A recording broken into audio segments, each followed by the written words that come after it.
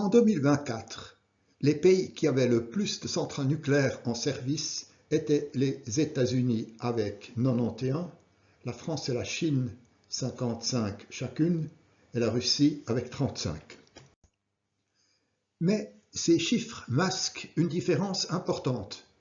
Les centrales nucléaires aux États-Unis et en Europe occidentale sont anciennes, mais 31 des 55 centrales chinoises ont été mises en service depuis 2010. Il s'agit de centrales nucléaires de troisième génération, qui sont des développements de modèles européens et américains. La plupart sont basés sur le FPR, le French Pressurized Reactor, mais aussi sur l'AP1000 de Westinghouse, en vertu d'un contrat de 2005, le European Pressurized Reactor EPR et le VVER russe. Les Chinois ont réussi à maîtriser la durée et le coût de la construction, contrairement à l'Europe et aux États-Unis. Les différences sont encore plus frappantes si l'on considère les centrales nucléaires en construction. 27 en Chine, une seule en France, une seule aux États-Unis. Cela correspond au plan quinquennal publié en 2021.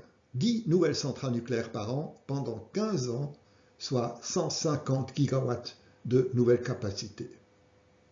Ainsi, avant même 2030, la Chine dépassera les États-Unis en termes de production d'électricité nucléaire.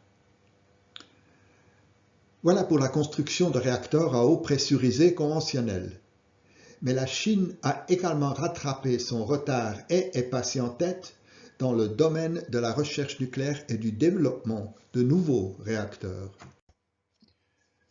On le voit bien en analysant les publications scientifiques sur le nucléaire. Voici l'origine des articles spécialisés les plus cités entre 2008 et 2022. En gris, l'Union européenne, en bleu, les États-Unis, jaune, la France, orange, la Chine. La montée des publications chinoises saute aux yeux. Ces projets de recherche fournissent les premiers résultats concrets concernant les nouveaux types de réacteurs.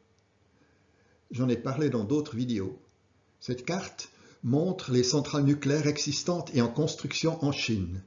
À Shidaowan, le réacteur dit à lit de boulet, un concept abandonné en Allemagne à la suite de Tchernobyl, fonctionne depuis 2012. Il s'agit d'un Small Modular Reactor SMR expressément prévu pour l'exportation. Autre exemple, à l'intérieur de la Chine, à Wuwei dans le Gansu, le réacteur au thorium et au sel liquide, qui a déjà fonctionné aux États-Unis, est en cours de construction. Il devrait être mis en pratique dans les années 2030. Quelles sont les raisons derrière ces succès? Citons en première la volonté politique, constante et, pour autant qu'on puisse en juger de l'extérieur, non contestée. Pour les centrales de la troisième génération, une certaine standardisation permettant de profiter de l'expérience acquise, une maîtrise des temps de construction et en conséquence des coûts, et des garanties concernant la demande future de l'électricité produite et les prix. Et pour les réacteurs du futur, une planification à très long terme permettant une évolution méthodique de pas en pas. Je conclus avec une citation. Globalement, les analystes estiment que la Chine a probablement 10 à 15 ans d'avance sur les États-Unis dans sa capacité à déployer des réacteurs nucléaires de quatrième génération à grande échelle. Ceci d'un rapport américain Information Technology and Innovation Foundation. Une citation est un symptôme. Voici une publicité pour un symposium sur les techniques d'énergie nucléaire en Pise, en Italie, ce février. Ce qui est intéressant, c'est ce qui est écrit en violet. Le symposium a dû être repoussé d'une semaine pour favoriser la participation de scientifiques chinois impliqués dans leurs vacances annuelles la semaine précédente. Comme toujours, vous trouverez des sources et des informations supplémentaires en bas dans la description de la vidéo. Je vous remercie de votre intérêt, me réjouis de lire vos commentaires et vos éventuelles corrections et vous dis à bientôt.